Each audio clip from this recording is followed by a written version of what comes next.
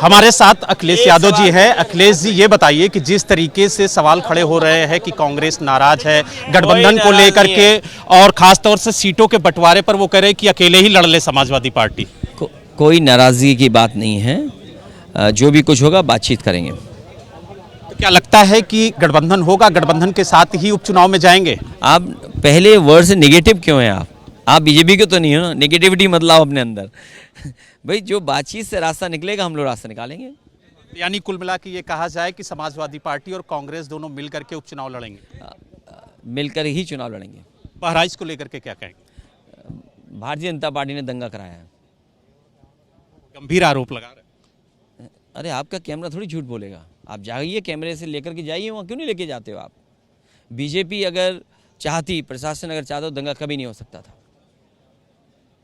आप हमें माल्यार्पण करने के लिए नहीं जाने देते हो, 1000 पुलिस के लोग लगाते हो।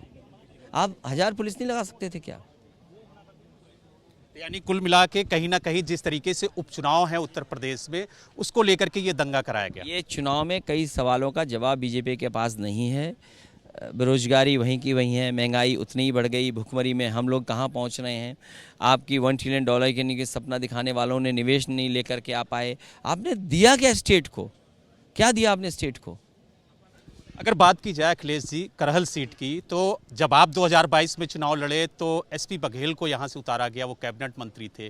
तो इस बार भी भारतीय जनता पार्टी बड़े चेहरे को उतारने की तैयारी कर रही है। तो क्या लगता है करहल सीट और जो बाकी अन्य सीटें हैं उस पर किस तरीके से समाजवादी पार्टी चुनाव लड़ेगी? उनकी नीयत तभी साफ हो गई जब BLO हटाए, अधिकारी हटाए और उन्होंने तय किया कि कोई भी PDA परिवार का अधिकारी नहीं होगा। उसी से डर पता लगता है कि कितने डरे हुए लोग हैं।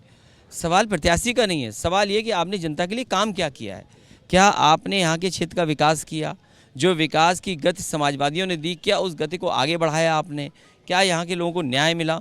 आप पता करिए कितना भ्रष्टाचार है यहाँ। अगर आप मैनपुरी के आप हैं तो बीजेपी के लोग सदस्य कम बना रहे हैं, ज़मीन ज़्यादा कब्जा कर रहे हैं। मिल्कीपुर को लेके क्या कहेंगे? मिल्कीपुर में जीत होगी समाजवादियों की।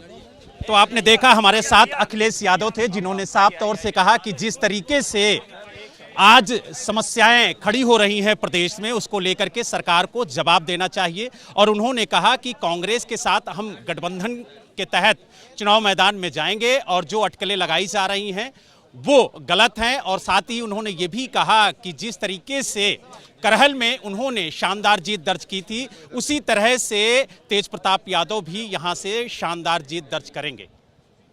मैनपुरी से वीडियो जर्नलिस्ट आदित्य के साथ Balram Pandey, ABP News। For exclusive and insightful videos, subscribe to our new channel ABP Live Premium.